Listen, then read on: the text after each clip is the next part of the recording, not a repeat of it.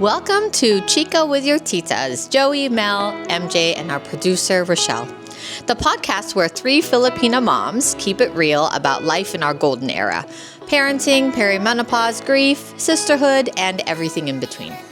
We're first generation, raised on Guam, now thriving, or at least surviving, in the Bay Area. We've been friends ever since, and now we're bringing our late night chikahans to you. So whether you're deep in the trenches of parenting, figuring out hot flashes, or just here for the chica, we got you. Grab your coffee, wine, or boba, whatever fuels you, and let's laugh, vent, and navigate the season of life together.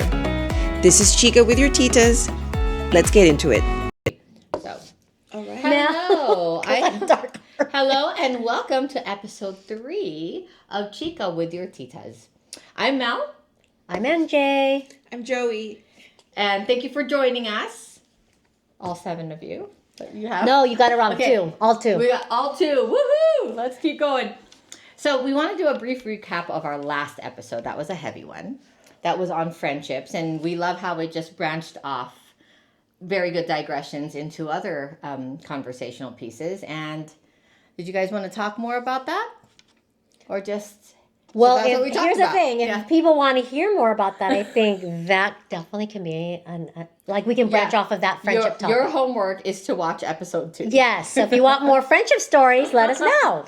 Or episode 1, if you haven't Or seen episode those. If you're their first time dropping into That's true. Chika with your Titas to our Chikahan. We're going to Chika today about something deeply, deeply personal to all of us. And these are our own personal stories, personal experiences that we're open to sharing with all of you. And some of you may have gone through this with us or not at all or not aware. And we hope you take away a few things. Right. You know, we're more of a what we've done, what we're doing, and not like you should do this too. Right. That's not Maybe M is like that, but no, I'm kidding. But I think, you know what, it's important to note that I think this topic was what got us talking about the podcast in the first place. I think so. I think it was, we had, and the topic is, do we even say what the topic was? The topic is grief. Grief and healing. Navigating loss in our midlife. Right.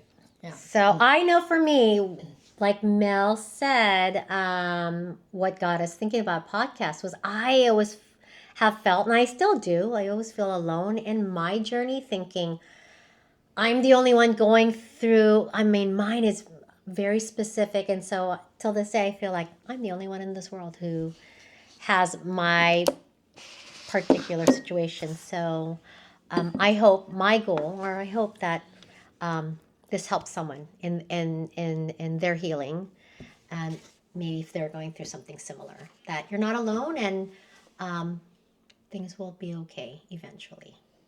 That's the journey of what each of us have experienced in as far as grief and loss and healing, and how it's changed us, because it really does change a person a lot. And also, how you move forward from that.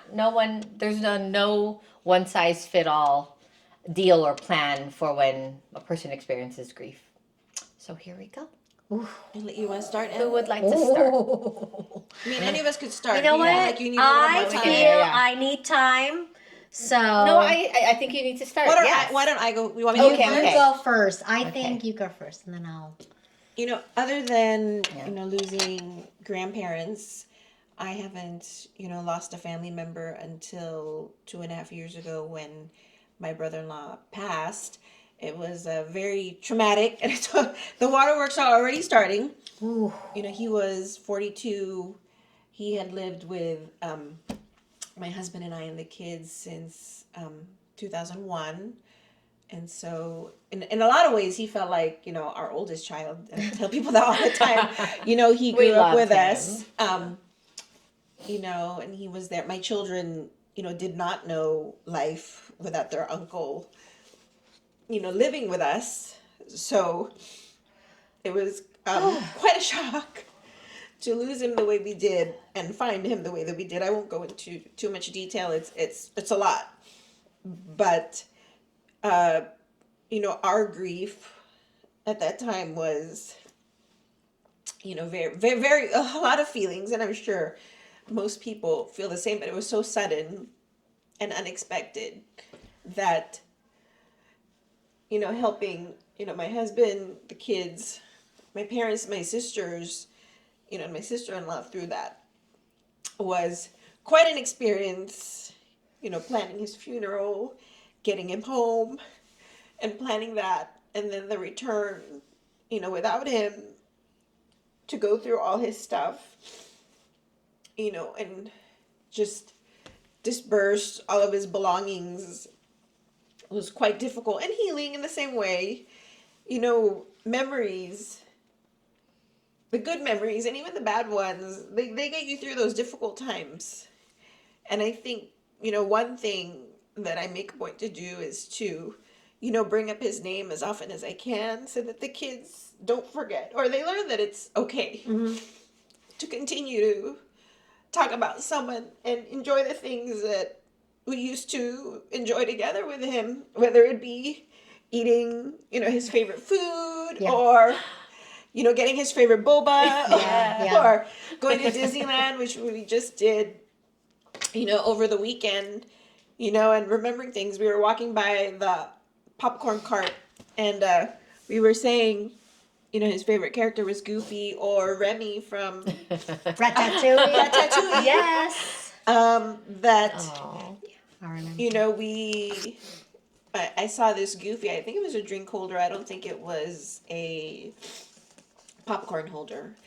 And then I was like, I want to buy that because of Uncle Jeff. And X is like, well, what are we going to do with it after? I'm like, correct. We will not buy it, but we will remember him.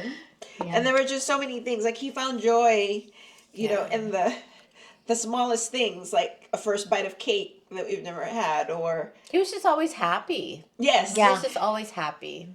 Yeah. And I remember. I just remember too, always trying things. He was also my Tagalog partner. That's Yes. what I remember about him. As soon as we see each other, we'd start doing Taglish, and I love Like your it. Filipino Yes. accent just came out. Yes, he was good because he likes to practice his Tagalog. does. He worked for an airline at the Yes. airport in customer service. So anytime he would have somebody, he would totally pick up on that, and he, gain the accent. And he was so good with kids. He was so good with my girls when Took they care were of my young kids. and babysat Yep, them. Yeah. babysat. It was nice enough to say, when the girls were sleeping, Mel, I just decided to clean out your refrigerator because I saw it. And I was like, thank you, Jeff. I'm going to tell you, he would be so proud. He's like, MJ, I have to show you how I wrap the diaper. It looks like a shopao. Oh, when he's done, Yeah. when he's done changing. Yeah, he was And never I fearful of love that because he turned something that we just... I know. A daily thing, task yeah. as something fun and cute. Yeah, only good Yes, memories. it was very good memories, very good Only good memories. Can I Yeah. just say, Joe, that's the first time I've seen you cry about him. Oh, I cried You about have him a been lot. such a strong person. But like, not like yeah, this. you were Yes. really that Not strong. like You this. had, I think you had to be strong Yeah. Of for course. everybody. for everybody. And yeah. I know that's your personality because Yes. you hold the fort. You hold, Yes. and I remember you saying, "I have to be strong for Chris and the boys." I remember that because you never shed a tear that whole time because you're like, "We have to do this," and you're good about yeah, that. it I know was the people would say focus. that to It me. was I'm the like, no, I focus, cried. yeah. It's just like, this is not the moment. Yeah. When when Meme and I did his eulogy at his funeral, I mean, that was all tears. Yeah. But it's expected. Yeah. But, we were happy to bring him home, to lay him to rest before the year ended, to put him, home with his mom. Right. So those are all blessings. Gosh, Right, Sarah, can yeah. I tell you something? I beat myself up right now. I just had a moment like, where is Jeffrey buried? Which Oh, he's up the hill from your girl? that's Yeah, why I yeah. can't believe I want to kick myself. No, you had said that. You said so that he can tell her all about Paris. So he can tell her all about because France. that's another thing You know? that I will never forget about Jeffrey's heart. Is he is so selfless. Like he remembers to do things for everybody. Yeah. And every time he flew home to Guam, he always took a picture, sent it to me. Yeah, because his mom was up the hill, not Right. together. They're in that same patch of the hill. She's down by the tree at the bottom. Yeah, she's right? at the very He's bottom. in the closer to the top middle.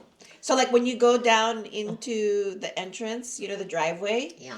If you go left, you park like right there, right at the middle, and then just go down a little So bit. he's now right beside. Is mom? Yeah, Sorry, they're I the have to same. look at- They're side by side in their I plot. have to tell you. So we were there, and now I want to kick myself, but no. You'll now be that back. You'll be I'll back be next back. year. I am. I'm gonna be back. And but No, that and then is- he went to France and took a picture. He did for because Sam, yeah. I always told him about that because Jeffrey knows. I'd always be like, "But when's a good month to go?" And then he was like, "Hey, MJ, look, I brought you guys." That's that And they picture took you a saw in the picture, yeah. jar. And I just thought, God, you are so thoughtful. He just always is so thoughtful. I don't have Yes, one yeah. bad memory of him. Nothing. And Jeb, wherever you are, I hope you forgive me and MJ for giggling like crazy during your memorial. You remember we were just laughing Why were we giggling? because we were thinking about him and other things Oh. like that, and then we were looking around as people were sad, and here we were laughing Okay, like we were thinking of good. we of were, fun- but it something looked very odd, inappropriate. right? That Yes. our shoulders were shaking. Yes. but Okay, well, that's good. A seriously, good segue talking about Jeff and Sam and your memories. Yeah. So Yeah, let's move on your to Yes. you. Yeah, We'll yeah. bookend Aw. with Mel. Yeah, well, no. Asking you. You're never If you're ready, ready but or if you're you ready. want I don't. You know what? I You know. mean, now's the time. So this one is gonna really, I think, pull at the heartstrings, right? Because my loss in my life had been the first loss in my life. Someone very close to me was my grandmother when I was 20. And then the second big loss in my life was my dad. Losing my dad was hard, and I was pregnant with Stefan, so I was 31, and that was 2000. 8, 9. Sorry. 7. 7. I had to think Just about basing it on Stefan's yes, age. Stefan's age. This one is hard. I lost my daughter, my firstborn. She died in 2017, and she had just turned 11 years old. And this one is hard. It's like, this is why I say I have a story because and so here we are coming from Guam, because Guam does not have the resources, the specialists, the blood products. She got diagnosed with leukemia, Specifically? specifically blastic plasmacytoid dendritic cell neoplasm leukemia. So it's a very rare leukemia, and at the time when you looked it up, only 26 people were diagnosed with this, and out of those 26, 9 were pediatric cases. This is a leukemia that's mostly found in elderly men age 60, and the life expectancy was 14 months, and sure enough, Sam lived 14 months. So yeah, I had to leave Guam immediately. It was December 15, 2015 is when she felt very ill, and we went to school, and she had already been sick prior to that. Again, there were so many things leading up to that point, and I can tell you what they were. I mean, unexplained bruises. But I'm in education, so I just thought, oh, my kids were playing, they got hurt. She had light fevers. Like I remember her having a light fever went away, a cold went away. But those are little actual telltale signs of leukemia. Just if your child battles those kind of light illnesses, and the bruising, unexplained bruising. She did lose weight, a little bit of weight, but we thought, oh, it's because she was sick. She went away on a trip. She had fallen or really hurt herself, or even went to an ER out of the country, but she apparently had fallen, and this fall she never healed from. So that was another thing. Just looking back and knowing what the signs are for leukemia, that's one of them. Like an unhealed, whatever. She never recovered from this fall. And then she threw up one day at school, and the nurse told me, she didn't tell me at the moment, but she told me afterwards. She goes, I knew something wasn't right, which is why I told you to go straight to the ER, because Samantha had thrown up. She said her lips were pale, her nail beds were pale. And when we went to the ER, I was told, okay, come back in 4 hours to get the blood results, and that's when we were rushed to the hospital. And then they just started doing blood transfusions. You were told then that Yes. she had it. When the results. Right when they, after 4 hours, Okay.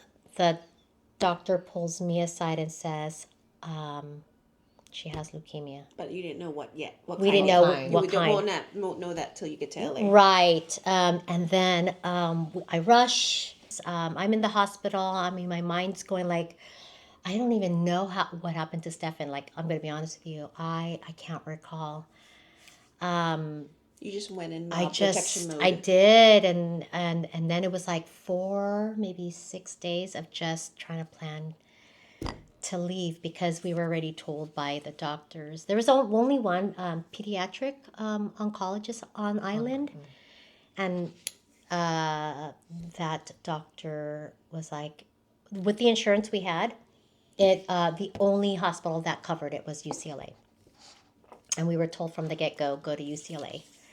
December 21st, 2015. And they already were able to give us the diagnosis the very next day of this very specific type of leukemia. I was the sole person caring for her all 14 months. I was caregiver. Primary. And but it was really at an unknown time. I relied very heavily on faith and that everything was going to work out. She responded to almost everything very, very well. Let's see, December, January, February, March, April. So April, and I remember it was like April 14, I believe. We were actually discharged because what all patients they want. The goal. The goal is to be discharged and to heal out of the hospital. And I always thought it was the opposite, like you'd want to be in the hospital because all the nurses and doctors and equipment is there, but actually that's where all the germs are, they said. And I never put two and two together, and I thought, okay. We moved to the Ronald McDonald House, which takes an hour drive from UCLA. Because of traffic. It's not really that far. It's really not far, but it's like 10 miles. LA traffic is horrible. That's not even freeway. That's like inner roads. It is. It is all inner streets. I took inner roads before. It's all inner streets, and like I said, so many friends like you. I mean, all the friends came. Family member. Every family member that I know and can think of. We stayed at the Ronald McDonald House. And again, it was a scary time because I can't even tell you how many trips I made to the ER late at night. Because if she was battling a fever, I'd have to go straight to the hospital. If she was throwing up uncontrollably, which happened a lot, I'd have to go to the ER. Because she was still getting treatment. She wasn't inpatient. You were going correct. in. Where we're going in for infusions. And that was just the thing. And then she also had a hospital teacher. So a hospital teacher would come in three days a week. Because, you still wanted to keep everything very normal. And I think you remember me saying things like, oh my gosh, Joey, I want to kill myself.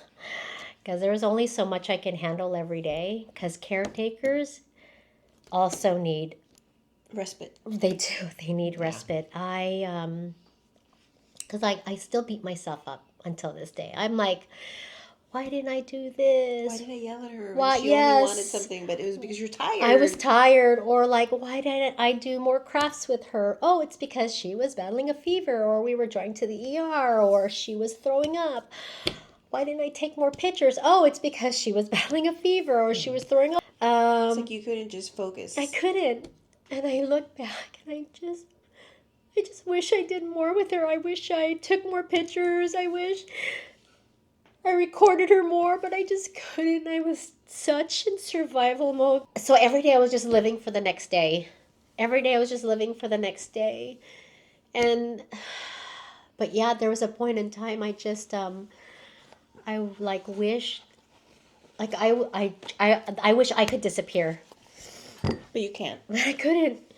And, just trying to survive every day and live. And that's another thing, too. I had such a finite amount of money. I lived off of the grace of, like I said, wonderful friends, gift cards, PayPals. PayPals.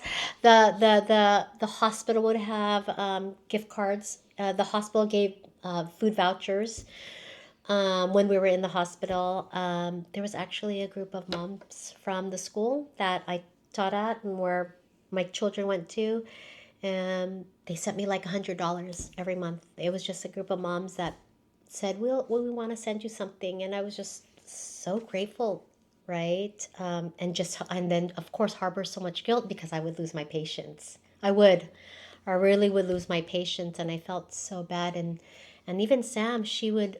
Can you imagine? She also transition, not transition. Puberty, She she went through puberty. She actually got her period. That was another thing. And you know what's so cute? She was so happy when she got her period. She goes, "Mom, oh my God, there's blood coming out." I'm like, "Are you sure it's not coming out of your butt?" Like, and I had Like all to these check. medications Yeah, but are on. if I look at the pictures, her limbs got long. Her went through the She's growth developing. spurt. her Yeah. body changed. My hubby now would come. He drove up every single month, so he drove up 17 times from Lathrop to LA, and Who you'd be on the phone with all the time. yeah, and then he would just allow me just to sleep in, and that was something he always did when he came up. He's like, "Let your mom sleep and I'll take care of you." And at first, Sam wasn't comfortable with him because my kids did not want me to be with anybody. They were like, You're I'm mine. like, You're they mine. were. I didn't have anyone for 2 years. So they were both very protective and they weren't happy with him initially. And then I remember Sam growing to love him. But especially grew to love the girls, Kalena and Lexus. She was like, "Oh my gosh, Mom, I'm gonna have sisters," and so that became like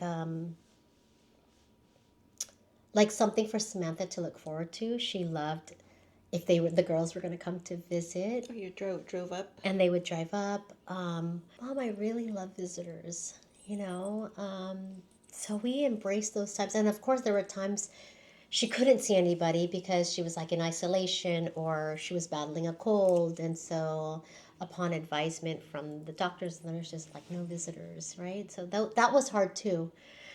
Sometimes people would visit and they would just end up talking to me. I'm like, "Oh, I'm not allowed to have anyone see her right now." So that was hard. And the next day, you guys, she had repeated fevers for about 3 days. And then that's when they finally readmitted us. And we had to be in ICU. We were actually no, not ICU. Sorry, we were in an isolated room because she relapsed. And that was honestly the last 3 months of her life. Got in November 2nd, so November, December, January, because she passed away February 10th. But we end up being back in ICU January 30th, 31st. So let me backtrack. So yes, I was the one there who never left all 14 months. And that January 3, we were told we didn't know how much time. Like, because the cancer had returned, let me backtrack. They tried a different round of chemotherapy. So this was probably like her 6th or 7th round of chemotherapy. And nothing was working. Nothing was changing.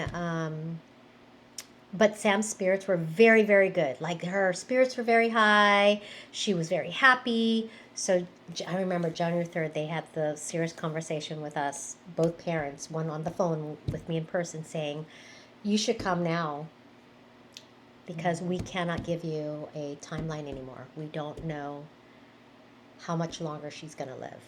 Like, that was a really big blow. It's like I didn't know how to take that. And so that's when all of these foundations came into place. Like, there was one foundation that, it's called the Confetti Foundation, and they would come in and they would decorate the hospital room. They'd bring cupcakes. But I just remember we really made a big deal because Sam's birthday is January 17th. So from January 3rd on, look, we had 2 weeks to plan for Sam's birthday. Doctors were bringing in cakes because, like, of course, everyone on that floor knew what her prognosis was at the time. We also had a bone marrow drive on back home, and to find her a match. I was not a match. We couldn't find a match for her to have a bone marrow transplant, because that was like the absolute last thing she could possibly do That can help. that could potentially help. And none of us were matches. And then, like I said, we were told on the third, we didn't know how much time she had to live. So that was really the happiest times, because I'm not kidding you, her energy level, she was so vibrant, she was so happy. She got a lot of birthday gifts. Did she know? No. She didn't know. We never, I'm glad you're asking those questions. We never talked about death. She never talked about it, because she would always say, when I get better. Like, hopeful. She was a super hopeful girl. In fact, let me tell you one story that pops in my mind, and it was December, and I remember her saying this. I don't know. Oh, I was on the phone with Butch, and he's like, hey, ask Sam, talk to Sam. I'm looking for a place where we can bring her wheelchair, right? Because in my brain, even for me, I just felt like I'm going to take care of her for the rest of my life. And I'm going to wheelchair her for the rest of my life, if she were to live, right? That's all I envisioned, that I would be her caretaker. And I was like, hey, Sam, Butch is trying to look. Oh, that's what it was. I was like, hey, Butch is trying to look for a place where we can go fishing, or we can go someplace outdoors where we can take your wheelchair. She goes, why, Mom? You don't need to, because she goes, I'll be walking. Man, you guys, when she said that, I remember losing it inside, because I couldn't cry outwardly, but I just was like, Yeah. My girl is so special. I can't believe she just, like, no care in the world. But yeah, we never talked about dying. Not that it was intentional, it never came up. We were just really always hopeful to the very end. Made it to her birthday, January 17, and she was great, you guys. And she relapsed January 31st, because that night when I left, I didn't hear any of these phone calls. I must have had like the earbud in my ear, so it didn't allow me to hear the phone ringing, because I saw a whole bunch of missed calls. And then when I finally woke up in the morning, they're like, where have you been? We are in ICU. So Sam's last week was in ICU, and that was probably the real hardest time, you guys, because again, remember, I was fighting to get the other child to us, to his sister, because it was already known since January 3rd that this was going to be, It's forthcoming. It's coming. yeah, things were Like going to there was happen. no prediction, right? Like you didn't know. And so I'm doing that, trying to stay sane. And every day, you guys, I can remember, because I showed up and she's like, where were you, Mom? And all I could say was, I'm sorry, I didn't hear my phone. And she could barely open her eyes, but she could speak a little bit. And then after that, she really was like in a coma, because she could, like 2 or 3 days after that, because I remember people still visiting, and because I would do things like squeeze my hand if you can hear me. And she could still do it. And her eyes, she could only open it up a little bit. And I remember Zach coming, a priest coming. It's such a painful experience for me, because I didn't get to fully take care of her. I didn't fully get to like be there every day, because so much I had to like leave the room. And those 14 months, that's why I hate myself that I wasn't strong enough to like tune out all that stuff, but I couldn't do it all. I hate myself, because I wish I could have focused on Sam. I could give her all of me, and I couldn't. Oh, she knows you did your best. You were physically there for her. So yeah, just, you guys, but I remember when Mimi came, that it was the night before, you guys, and It was hours before. It was hours before, it really was, because I would leave every day at 9 to 10 o'clock at night. I would come during the day. I remember holding on to Sam's hand and going, "Hey, I'm going to come back. I'm going to be donating my plasma, so you'll be better tomorrow." And she wasn't responding, and I didn't want to believe it, right? Like, I'm like, "Hey, Sam, can you squeeze my hand?" And she didn't squeeze it back. And then I had Stefan, so he had just arrived too. And then we go home, we go, it's about 10, 11 o'clock, and then the phone rings at 4. And then her dad's like crying on the phone, and he's like, "Talk to her." And I'm like, "I'm on my way." Oh my God, you guys, it was like the longest drive ever because even if there's no traffic, it takes like 40 minutes, to get to the hospital. I can't even picture what I did. I don't even know if I put the car in park. I don't even know how I got to the hospital. I don't even know where I ended up. I just remember running into the ICU and just losing it all. And I remember looking at the clock, and it was Okay. 4:45 in the morning, and now Stefan's going over, and he's like holding on to her, crying, and I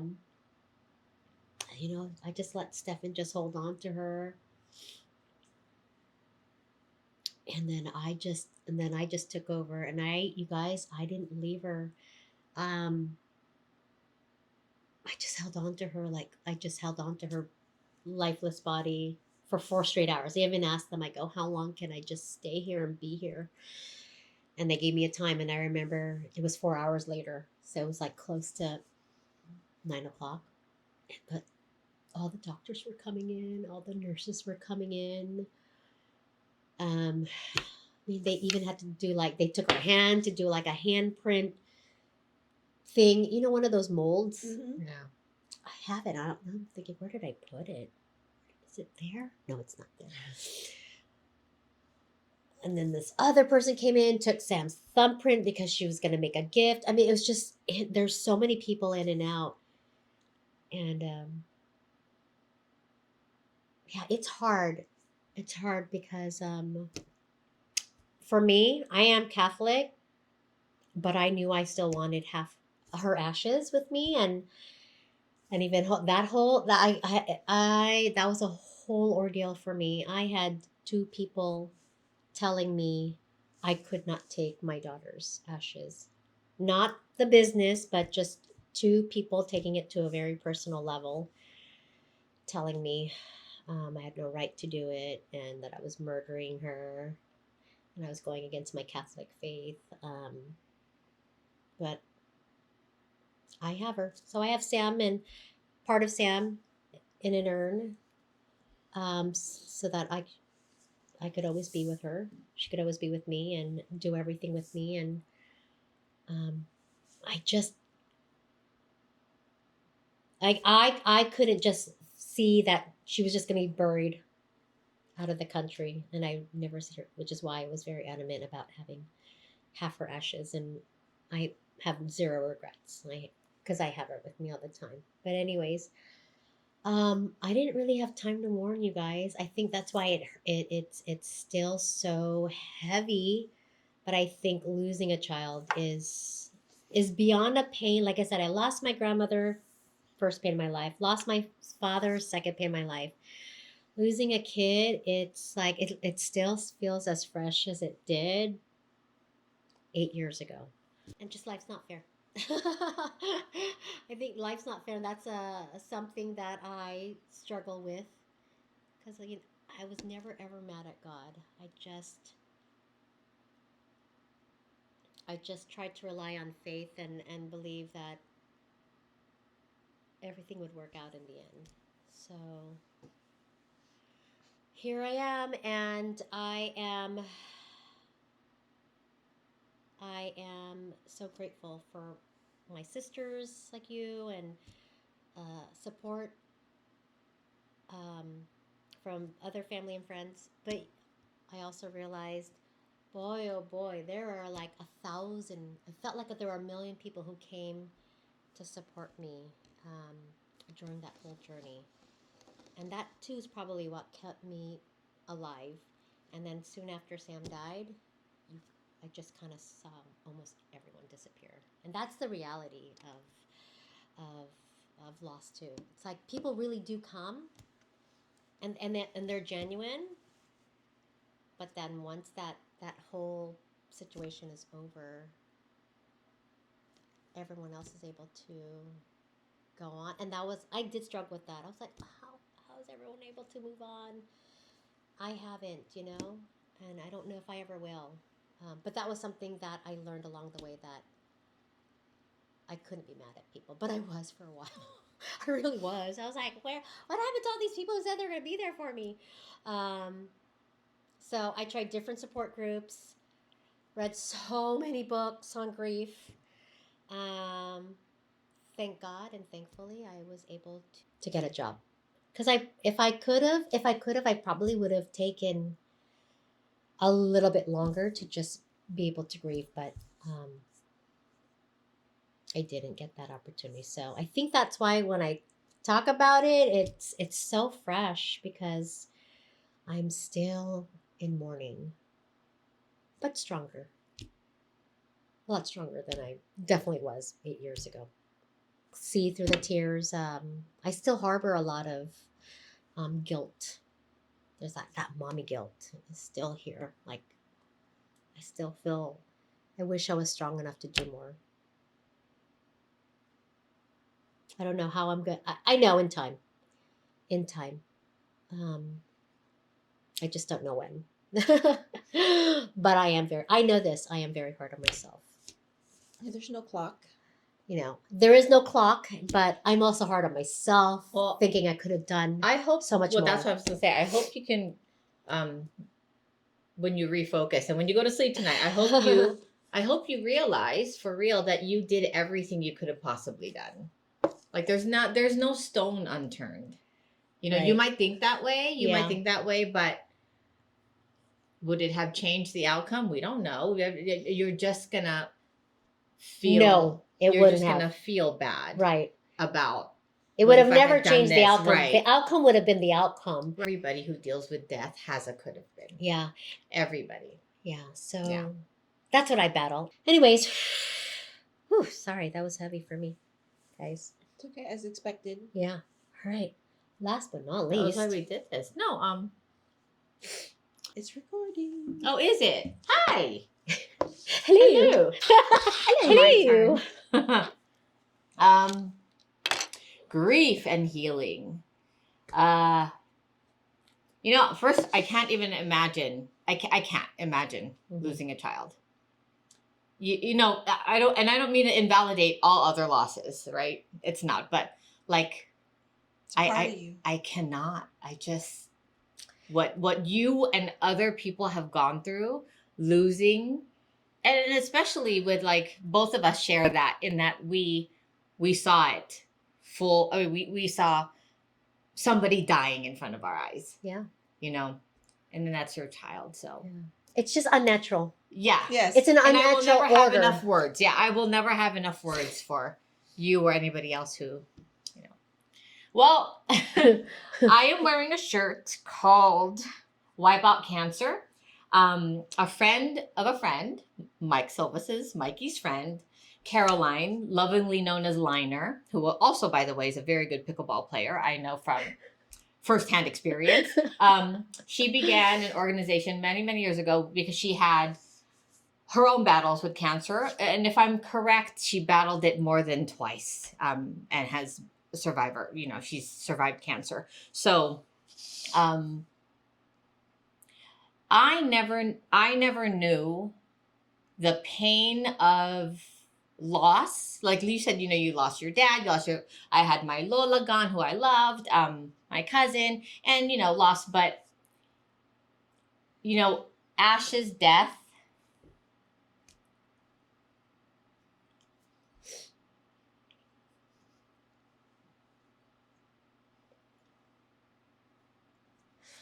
I had never done a eulogy before. And I never planned on it. We never planned on it. But that was the first and I remember the first words also I said, how am I gonna I can never be the same person. I'm not. And you're not, I'm not the same person. She was just, it's like there's like you're whole, right? And you've got a family and all that, and you're whole. And then I just remember the phone call. I remember the phone call. Chris and Ash were on the call. She had been struggling, as Esper and Kat know. I have a stomach ache. Oh my gosh, what's happening to me? Tells you to have a stomach ache. I asked Chris to go get cranberry juice because I have a UTI. So these phone calls, and they became, more frequent. We were on a thread. She wasn't feeling well, obviously, and then the phone. It wasn't just a phone call either. It was I remember it was FaceTime, and I turned it on, and it was Ash and Chris on the screen, and she couldn't even talk. She had sheets of paper in front of her, and Chris was the one that said, I mean, of course it was all a blur, but I remember very clearly the words that I could hear still in my head are, but we're going to fight this. And why are you crying, Mel? There's no need to cry. Because I remember what I said. I said, what does it mean? Just tell me what it means. I don't know what any of it means. Because there were all these terms. And, she still wasn't talking to me. She was wiping tears away. I remember she was walking behind Chris because she just couldn't keep still. But the blood tests weren't good. And then it just seems, like you said, it just seems like a roller coaster, right? It's so fast. But I think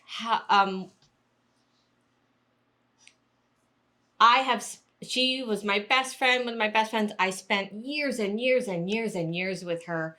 We had great adventures. But the 1 week that I had with her, that was, that was everything. That was everything. And she recorded her voice from me when, like days before she was gone. And I told Chris, you'd better not delete her number or anything like that. She says very, very hard, I love you, and it's her voice and it's what I live for. But here's the thing, cancer just steals so much. It's not even death. We know that death is coming, right? We all know that. But I sat there, like sitting next to somebody, and she had hope too. She had hope. But it's just very different when you're sitting there and there's nothing you can do except to try to make her smile, to try to make her laugh. And just, it was the little things, you were there for the eulogy and everything that I thought was important to talk about now. I remember it was all in her eulogy. It was the little things of just sitting next to her and, and just, and putting the blanket on her and just, doing this and feeling the bones, right? She was just all skin and bones, and yeah, a huge chunk of you just gets ripped out and you're just not the same person. I want to talk to her so many times, right? It's odd. You forget that they're gone. I do. As odd as it is, I have moments where I thought you talked about this too, right, Joe? You go downstairs and then you think he's going to be there, or yeah. And then I think what makes it even harder is that there's also the life that she left behind that I am still witness to, because I love her kids, and Chris is one of our dear, dear friends, and to watch them grow in a very, very healthy way. I love all that. But the truth of it is they're growing without her, right? So I think because I love books so much, one of the things I said in my eulogy is,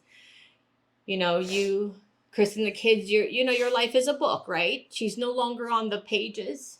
She's no longer there, but she's like this bookmark. Just like, Sam's a bookmark in your book now. And every time you flip a page, you have to put her there, right? And it just, there's got to be some good in, I have to take that back. When you said you weren't mad at God, when you weren't, oh, I was. I don't know if I still am, but I was. And nobody wants to hear that, right? When you're a spiritual person and all that. But like Ash was like the best of the best. She did nothing wrong. She was a good person. She was a good person. Loved her kids, loved her husband, and for her, I knew when the hope was slipping was when she said, I don't know. I don't know what his purpose is for me. And I search every day and I ask him every day what my purpose is here, because she doesn't want her purpose to be that she leaves. That she leaves them behind. The kids. And I said, man, I wish I could tell you. I wish I could tell you. But even I don't know that.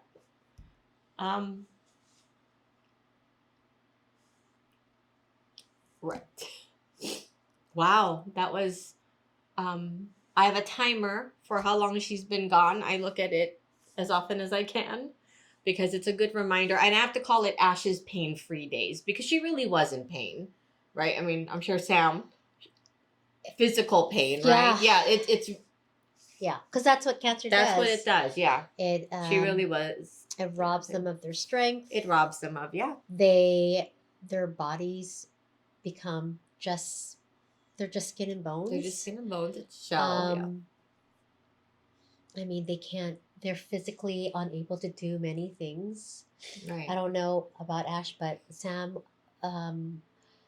was so bedbound and getting around. We had to use her walker. Mm-hmm. She always had to be in a wheelchair. Right. Yeah. So well, that's grief. Yeah.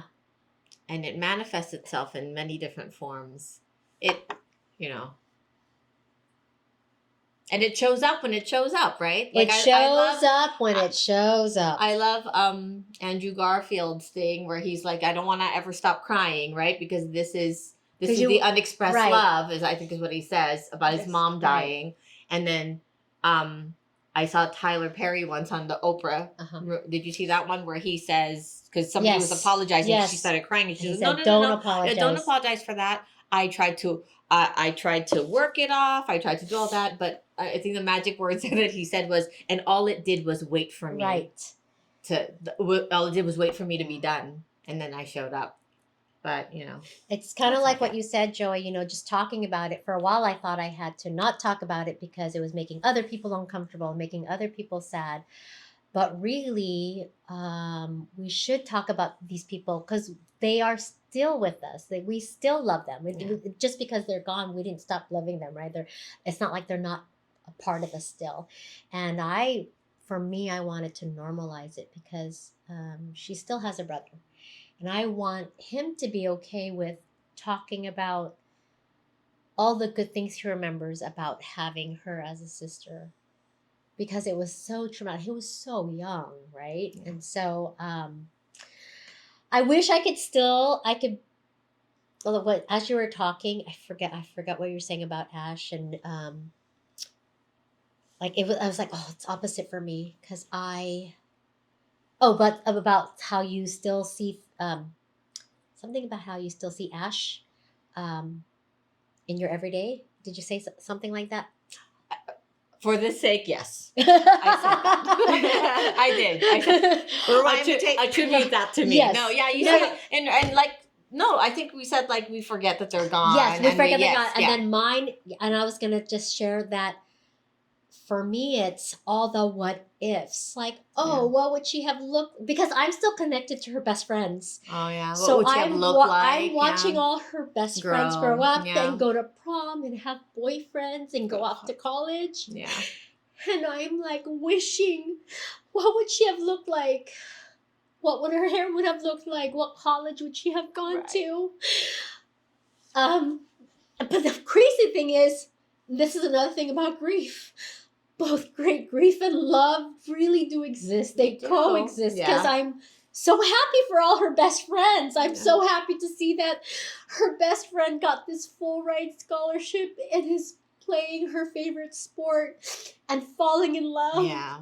But then I'm wishing that and wishing I could be a part of that. And that's what's crazy is I'm happy for my girlfriends and Yeah. their children and my nieces and my nephews. I'm so full of joy when I see all of their accomplishments. But for me, every day is, what would she have looked like? What would she have been? Even when I go to Target, you guys, I still go buy the little kids' Yeah. clothing. And I go, oh my God, that would have been an outfit. Because she's forever frozen in She's time forever for you. You know, you're frozen forever at- 11-year-old. In this 11-year-old, Yeah. but 11 going on 17. Yeah. Yeah. It really was. So that's also one of my battles is so much of all of that journey I wish I could have experienced with her. Yeah. It's like it's forever. But and then I, you know, Yeah. but I still want to talk about her, right? So it's that dance of grief and Yeah. and love. And when you were talking about her being frozen in time, like, remember, Joey knew Jeff since he was you've been Yes, with Chris we- for so we- long. right. So it's not like a brother-in-law that you knew for 5 years, right? Like, how old was he when you first No, because met? we were He was still 11. He was 11. 'cause we were Yeah, hanging he was- out. Well, you he gotta was remember, that we were little. hanging out with Yeah. Chris, and we would be at the Oh, he was house. 9. Oh, 9. We would be at the house, and there's Jeffrey playing. I swear to God, he was like Kara Karopi or something, Yes. right? 9. So we have known Jeffrey, since Yeah. he was little, because he's classmates with my brother. I always forget that too. Yeah. That he was classmates with Jer. So, anyways, I you guys, I love hearing all our different stories and the impact it's had on each of us, or continues to have, and how we want to honor their lives, right? I think that's important too, because I think sometimes people think, we shouldn't talk about it, and like, you don't want to make other people sad. Or I know, at least one thing I learned was, people's silence isn't that they don't want to talk about it, it's just they don't know how to handle Right. Or what to say. And what to say. Crying is scary for some It people. is. Crying is very scary for people, and not just for men, it's for a lot of people. Yeah. I remember being told, when I would first start crying about it, some people would actually say, don't cry about it. She's happy, she's whatever. But I'm not crying for her. Right. It's, I miss her. Yeah, that's what it is. That's You what it is. I you miss her. them. I'm not crying that she comes back here. Sorry, Ash, and still feel miserable, because I Yeah. know she was miserable. I know, that she knew it was her time, right? And I think that's a big injustice to do when we're talking about what can you say to somebody who's grieving. What can you, I think the most painful thing that was told to me was don't, because she wouldn't want you to cry. That's she what wouldn't want everyone used to say to me all the time. you don't She want, doesn't right? want to see She you doesn't want to see sad. you sad. Yeah. Oh. Although I will say, and this, when you say like this, I have a regret. When I hugged Ash before we headed to the airport, and one of the tight hugs, and then she started crying. I told her, I said, you need to stop. There's no reason to cry. I will see you again. Like, if you're crying because I'm leaving, but it was never a don't cry because you got cancer, right? It was I was telling her, like, I'm going to see you again, Right. And then, she laughed and smiled. And that was actually the last physical time I had seen her, other than when we had a video FaceTime. that was the last time I saw her. And so, how's that changed me? Don't ever tell anybody that not to cry. Yeah. As stupid as that sounds, they need to. They do. You need to cry. Yeah. You need to experience that. And like you said, Joe, it's like, no, I've cried, just not at that moment. Because your body also knows when, because it comes out of nowhere No. sometimes, right? It It comes out of does. nowhere, and it just, that's when it happens. And I think that I found myself comforting other people a lot outside of my Yeah. family. Yes. Because I Oh, think it was no. awkward in the moment. Like, of course they're sad and they don't know what to How say, to- which yeah. is totally okay. Yeah. I'd be like, I totally understand, and Jeff would be happy that you're here, even though it's, I mean, like, Yeah. you want to make people feel better, Right. And it's okay to not say anything either. Just sit in silence. It's really Yeah. hard for people, What? and It just to let them is. Yeah. to let the Process other it like person that. just be. And I mean that's Yeah. the whole thing in our culture. We sit together for 9 days. We rosary. We pray Right. to all the saints and angels to Yeah. help bring our loved one into heaven. Yes. Yeah. Right. And pray that they come out of purgatory. So I think that's like part of it is being together, mourning together, celebrating together their life, and Remembering eating, together. drinking, Yeah. Yes, gambling, eating, and yes. gambling together. Oh Yeah. yeah, and really and talking, right? Because that's And talking, thinking of all those wonderful memories and Yeah. things you remembered. And I wanna normalize all of that because I think too in our culture, I think just culturally, we don't do that. But other. Bahala na. Yeah, Bahala it is. na, It's yeah. are they're in heaven now. They're resting. Oh my God! All the things That you've heard. I had a yeah. tita say, she's in heaven now. Now you can have another baby and call her Sam. I was like this. Oh. Okay, tita. But we also have to remember, right? As shocking as that is, they don't see anything wrong with They that. don't. It's not meant to be malicious or No. anything. Right. That's And that's another thing. People Yeah. don't say things maliciously. They are. At the end of the day, people really are coming from a good I know. place. It's just not Just our good not- place. Just awkward. not our Just good place. awkward. Yeah. But you just Yeah. You just smile and you nod. You Yeah. just go like this. But Okay. other than what you Okay. mentioned, what else do you think is the wrong thing to say to somebody who's grieving, other than what you guys have mentioned? for me, I don't think there was anything wrong. Yeah, I didn't take that offense you to can anything. that you Okay. can say. I think the fact that you're there and that you're here for our family was enough. Yeah. Right. And that's all you needed. A hug. Yeah, And, that people showed or up. like they tell you who they are, because of course Right, you're not gonna know no, yeah, everybody yeah, that yeah. comes to Yeah. the funeral, Yeah. especially when they're on Guam. People Oh, come from yeah. everywhere and Yeah. anywhere. Like, oh, we were classmates. Oh, that's great. When was the last time you saw him? Thanks for Yeah. the support. Like Mine that was kind of stuff. a different situation because it was so publicized. It was running on the news. Right. Island. Right. There was a bone marrow drive. Then, Right. of course, her whole entire care was here. So I did have friends, strangers, Yes. come out of the woodwork that I had no idea who they were. Like they would be like, "Hi, I'm your tita's friend." But Yeah. they all And want to support they you, all wanted to which be you supportive. appreciate. I totally did. But you're just like all your social energy battery. I really is, like, had depleted. none. I had none, and till this day I think about this is how crazy my brain works. Just yesterday I'm like, boy, there's a lot of people I didn't send thank you cards. Yeah. I literally am still living this 8 years later, thinking about the hundreds of people I didn't get to thank because I didn't have their address. They were a friend of my Tito's friend. Like that's how far reaching it was. Yeah, you had hundreds. It was unreal. Um, I could go on, but She was very celebrated. she was, and I think it was this. And they still celebrate her. We still do. Yeah, I have a big plan in 2 years. What? Paris. Let's go put it here. Well, Paris is one of them. Okay. So Joey saw. Remember that jar? Mhm. So I'm about an You inch, shaved, yeah. an inch away from the top, and We're gonna do it. We're gonna do it in We're 2 do- years. So in 2027, 10 years. I already had this. I had this epiphany. I'm like, this You is gotta perfect. Say it out. I So am it's gonna saying it out. happen. Is it So- another Spartan race? No, it is Okay. not because I'm not Oh. going to break any more bones. Hold on, pause. So I had this epiphany weeks ago because the end is near for me for one particular thing that has really been a thorn on my side since 2012 of my life. And the end is near. So in 2 years, in 2027, Mhm. is my daughter Samantha's 10-year death anniversary. There's been a pause. So for 5 full years since her passing, we've done the Malibu Triathlon to raise money for pediatric cancer research. Well, that ended before COVID. It's all politics. So now that doesn't exist anymore. And I've done the Lymphoma and Leukemia Society.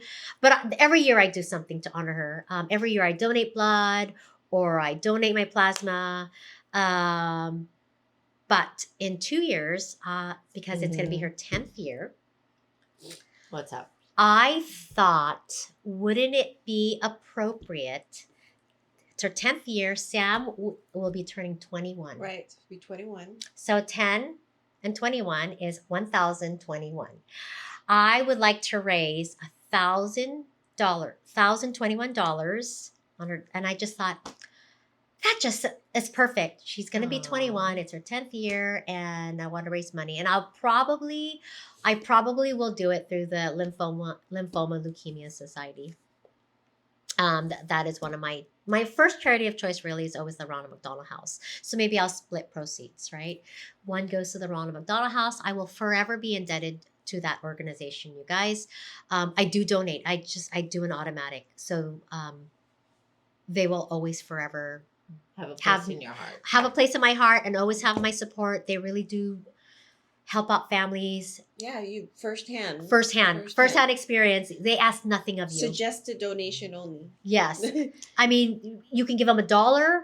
You can give them, however much you want, and can. But really, they ask nothing from Total you. blessing for the two of you. For you didn't have to worry about a place to put your head when It you was were not really. in the hospital. And can I tell you? And every time they raised money, like there was a company. It was a family, of course, at the school that I taught at back home.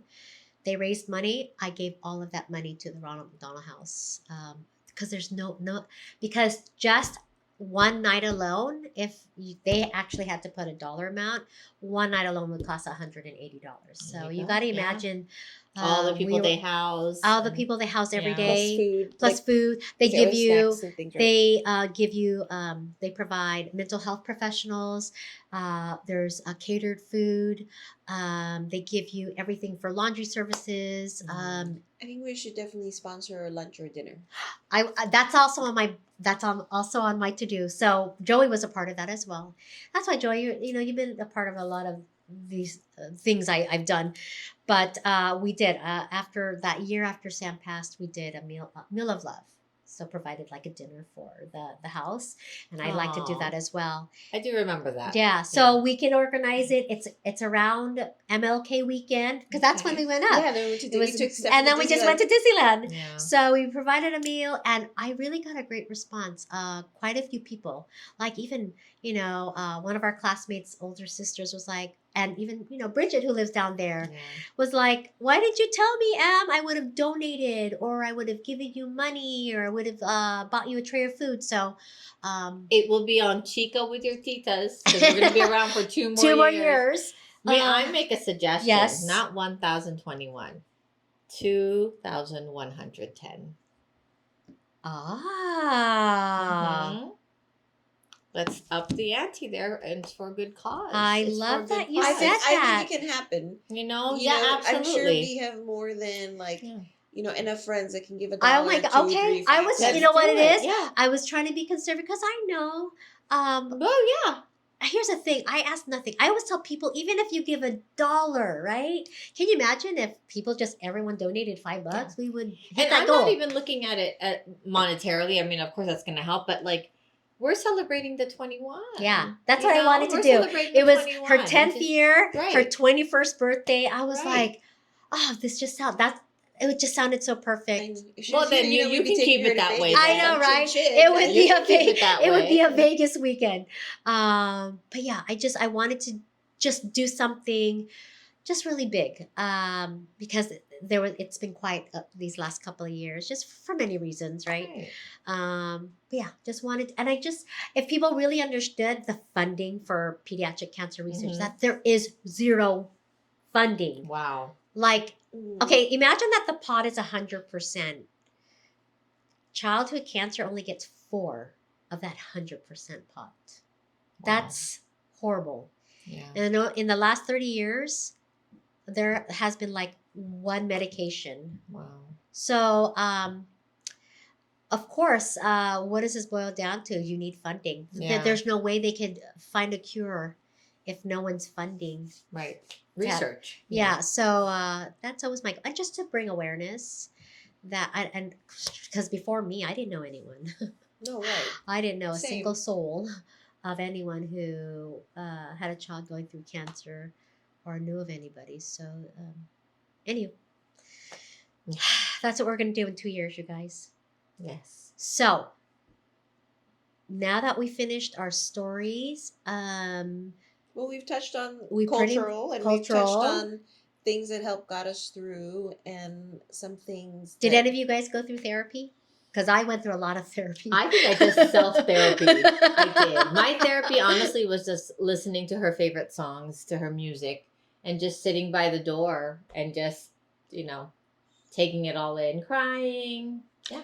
I mean, my kids are both in therapy consistently, so yes, I mean, through them, I was in therapy. With, Yeah. but not myself. Yeah. But I think family support, friends, and just I think it being okay to talk about them makes it easier Yeah. to be without them, because you're grieving like all those moments that you don't have with them. Yeah. Yeah. That's what you're grieving, is That is, yeah. all the joy. Yeah. that's All the gone. moments that you're like, oh, I wish they were here, right? Yeah. All the I wish Like, they were here. we would be like, my sisters and I would go pick up a pastry and be like, oh man, Jeff would be like, I can totally picture him doing that. because that's how he too. is. He'll take a bite and he'll go, so Tagalog too. Yeah. Do The taste. and then he'll go, That is for Jeffrey. and he go, and then he'll go, you try. You try. Gusto mo? Try. I-try mo. So I think that's what we grieve, is the loss of time Yeah. Yes. with them. Because obviously, like you said, we don't want them to be in pain. Right. And all the missed opportunities and the moments and the memories that you Yeah. no longer have the opportunity to have with them. So Yeah. instead, we live the moments that we did have Yeah. and remember, like, oh, they would have totally loved this. Like you said, oh, like, what would prom have looked like? What would that Yeah. be? Yeah. Like, you dream about that. I Yeah. mean, or that's what you think about. But, Yep. Other than that, I mean, I definitely think grief changes the way we live. Obviously, like YOLO, like what, Oh yeah, You I've only live learned that once. I don't harbor so much anymore, because I'm like, that's not going to steal my. I'm not going to allow these bad situations to steal all that joy out of my life, or my Yeah. time to enjoy the people that I love and who love me. Yeah, I think it helps you prioritize. you prioritize what really matters, and learn to let go of things much easier. I know, for me personally, I used to hold on to a lot. I Ugh, mean, a lot. therapy helped with that. Oh yeah. Oh my Therapy God. and Like I time. said, I had lots of therapy, Lots of- guys. Like you said, Lots of things to let go of. Lots of unpacking all therapy. those things Oh my God. Lots of to therapy. figure it out. I mean, you had a very traumatic. Not only were you dealing with, caring for your daughter who was going through treatments and For you know, cancer. Yeah. for cancer, but you were dealing with all this other stuff Yeah. in the background. Yeah. And it didn't end after that. Nope. It just continued to get more progressively intense. Yes. So I think, that's the key, takeaway. And like you said, you choose to put your time and your attention where you think it matters more. Because you have to. It's almost like, and once I learned to do that, yeah, life became going back to even earlier, life became a lot more peaceful. And I want to go back to just being able to let go I can't say easily, but being able to let go. Like before, it would take you like a week to get over would like take me a something, long and then now you're time. No, like it takes 3 us days. Just over. 6 days. No, literally, actually hours. And Oh, even you're God. like It would just take me speaking about it. hours. I think when you try to avoid it, I mean, just like anything, avoidance makes it worse. When you're pushing, Yeah. like I don't have time to deal with it. Let me just push it down, and then when it comes, you're like, it's like a volcano. Yeah. Sometimes I'll just text Joy. Okay, I just needed to vent it. Yeah, okay, I'm yeah, done. you I'm do. over. You just need to And It's vent out of my it. mouth and Yes. my brain. And so sometimes I have to do that twice. Like I'll text you and then I'll text you, or I'll text another person. Then I'm like, I just need to vent. Done. Okay. And it really has been that much easier. Yeah. But it's really taken a long time. Training. Well, because it's work. Yeah, and training. It's a lot of work. Just like anything, if you don't train yourself, you're never gonna better. Yeah. So that's the unexpected gift of grief. That is the That is unexpected, unexpected gift. Agreed. Is Yeah. refocus, prioritizing. And really allows you to be very present in the moments when you're with the people that you love and care about. Yeah, I always remember. I'm like, I didn't know the last time I hugged him was going to be the last time. Just like you said, Right. remember, you Yeah. know? I literally told her, I will see you again. You know, I literally told her that. That's so right, because I remember holding Right. onto Sam's hand, going, "I'm going to see you tomorrow morning." Right. I think that's meant to. I mean, I mean, I you think don't know when your last you one don't is. you don't know. Yeah. You don't. But I think another unexpected. What are we talking about? Present for grief. Gift of Gift of grief is being able to help others with theirs. Yes. That Sharing your experience. sharing your Yes. experience, and just knowing that there are other people out there who've lost a brother-in-law, child, and a best friend to, you know, cancer, sudden death. It's just you.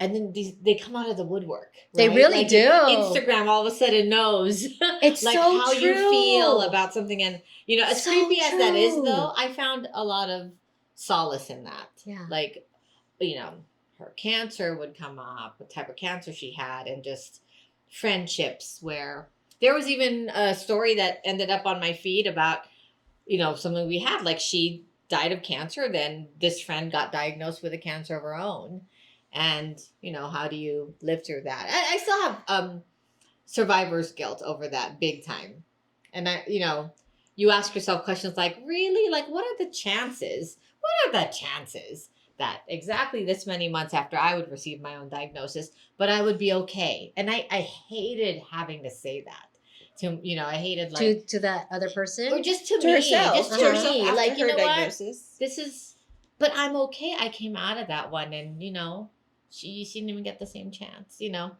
there's I mean, cancer There's is that. Yeah, deeply, cancer is deeply personal. It is. It's different, individualized yeah, and, different yeah. for everybody right, and different time points. And some cancers are harder to diagnose right. because the symptoms mimic other things. So They do. it's very, and like you said, Some have a higher research- success rate, and Yeah, others, like yeah. Sam's, had Right. no treatment plan. Right. There was no treatment plan. Yeah. for and hers at all. it's where the funding is going to So to please. treat rare diseases get less interest. There Mhm. are, it's deeply personal for some companies when they choose to develop therapies for Right. Very, rare very true. disease, For the- rare yeah, conditions, yeah. because there's a reason why they're like affected personally more than usual, because it takes a lot of money to develop therapies and time.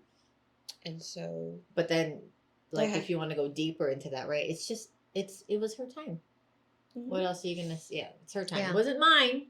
It wasn't it. You know, it's just it's Like, you're you working have your own your- story to live out here. Yeah. You Yes. have your story. You have your own purpose to, and you know, oh my gosh, boy, did she fulfill a purpose. Like, I am a changed person. I'm a more, you know, I understand so many other things now, not just about cancer, but about friendships and about just, you know, loving every minute of life as much as you can, right? You are human. And it's like, every time I look at the old pictures, it's like she knew, because one of her favorite necklaces was a clock. Mhm. It was, you know, Roman numerals.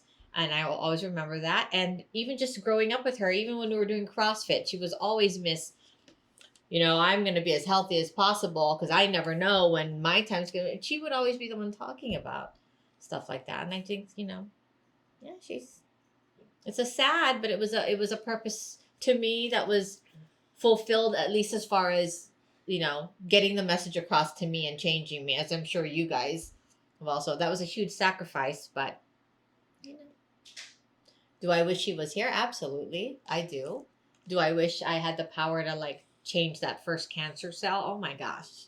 Yeah. Like, if I could, if there, yeah.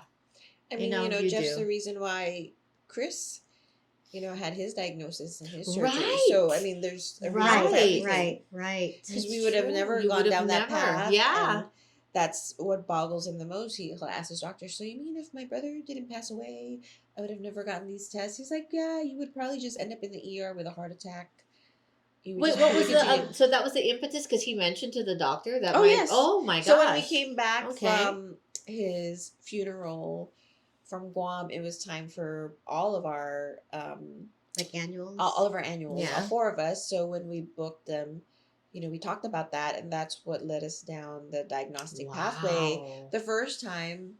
And it just happens, like the doctor the cardiologist he had that first year just said, I need you to lose weight, exercise, make some lifestyle changes, and come and see me in a year, take this medication. Okay. And, Chris is like, I didn't like that doctor's bedside manner. Can you find me a new one? So in 2024, I reached out to the office, and they're like, you already have a cardiologist. I says, well, we want another one. We didn't like Okay. so and so. And that first appointment, she goes, I reviewed your results from last year. Mind you, didn't have any new tests, just the blood tests that you normally take every year before you go to a doctor. Cholesterol, Yeah. Yeah. and glucose. And she goes, I saw something in there, and I'm very concerned. I definitely think you have at least one blockage, maybe more. And of course, Chris is taken aback. He's like, what? He's like, well, what's going to happen? And, then when we went for that first procedure, she explained, she goes, if I find something and I can repair it with a stent, I'm going to do that. But if not, I'm going to have to back out, and you're just going to have, bypass surgery, full surgery. Yeah. And I think they were in there for like 15 minutes, and I knew, and he's awake this whole time, so he can hear the conversation. Oh, okay. He's just sedated because they go through your I Yeah. remember that because Yeah. I actually went through that with the ex's mom. Yeah. So Yeah. then they said that, I found 3, and if there was one, I would do it, but with There's 3, 3. and Wow. with one of the arteries being 100% blocked. And we asked her, like, how can it be 100% blocked? And he's like, has no symptoms. Yeah. And she's like, well, his body just made new Path- vessels Pathways. so that Right. part of his heart. And he goes, we don't know why it happens. Some people are just lucky, and this is one of those things. But she goes, I don't recommend not doing anything because, that you have other parts that are like 70 and Affected, 80%. Yeah. And we should just do that. And while we're in there, we should just do this one. So, Wow. and she referred to service. So I mean, that was the gift from That is from his truly brother. a gift. That is. Yeah. So it's just, and now the boys are going to be, extra monitored. Right. Yeah, my because- girls, I'm gonna have to start at 30. Yeah. So I mean, that is the Mammograms, gift. Yeah. Yeah. Really? An That unexpected gift. Yes, because I was only 48, 48. 48, something when, and that was considered young. So Yeah. she was like, well, you're young, but anyone under 50 or 55, I think. Yeah. So now they'll Something, be yeah. more aggressive, which you Right. want. Which you want. Yeah, you want that Right. early. Of course, you always want that At early 30, yeah. detection. Those all have genetic components. Yeah. I'm the first. Ash was the first. She had no family history of, Right. Same here. reproductive We have cancers. we Right. have no family history of Yeah. leukemia. None. So that's the unexpected takeaway from grief, death. And one thing I can say is that make sure you go to the doctor. I know. Yeah. At least once a year. Yes. Always go Get to the those doctor mammograms. once a year, and that is true. Like that early detection could save your life. Yeah, and be aggressive about it. Would you say like be your own advocate? You have to be your own advocate Your for own sure. advocate, yeah. Because if it wasn't for Chris voicing or expressing his unhappiness with his first Doctor, cardiologist, yeah. then we would not be in this position. We would just be Right. waiting. Yeah. You're for him right. to have a Until heart attack. something happened. Yeah, You're to have a right. heart attack. So I think that there's just. I know. Right? I mean, don't you just think? I just my was like, goodness. Well, yeah, I think that's what blows our minds a lot when he thinks about it. It's like, how did I get here? And Yeah. if I never, like, what's wrong with our healthcare system when we're Oh, waiting? Where we're absolutely. waiting all for we're doing is ourselves? waiting. Because there are They're not proactive. right. Well, I mean, Yeah. there are diagnostic tests that can, but they're expensive and they're not Yeah. part of normal routine. Like they're not going to have you get, a CAT scan I know. every year because it's Yeah. expensive and Yeah. has to be warranted. But once you have it, and I think that's when you go to your doctor, you need to tell them your history, your family history, because that's Yes. key. Yeah. Because obviously, if he didn't have that, he wouldn't Yeah. have qualified. Or, I mean, we can ask for it and pay out of pocket, but it would not be covered by our Their insurance. interest has to be piqued, right? I mean, it really does because they see a lot of people. Not Yeah. that that's any excuse, but yeah, family history. And we're at that age, Yes. where, you know, Yeah. It's like that Yeah. had to be considered. I know. Aw. Well, I know. thank you for Listening. in. I hope that you had some positive takeaways Thank you for from following our story. for our conversation, and And I hope your takeaway is that toilet tissue works just as great. except Except it leaves sharing, a right? whole Except bunch it of Make tissue sure on you your wipe face. I know. So Titas with the toilet tissue. I know. Look out for our next episode. We'll probably be recording in another month because Right. that seems to be our cadence. This keeps us accountable to one another, that we get to see each other, spend time, laugh, cry, Get more things to talk Share about. stories. hang Yeah. out with our dogs. who Yes. like to Oh my help gosh, us they cry. might make a cameo. They just might make a I know. cameo. I think they'd be happy. All right. But thank you so much. Thank Maraming you. salamat. I know. Oh yeah. Maraming And salamat. and ingat. Ingat. Hi.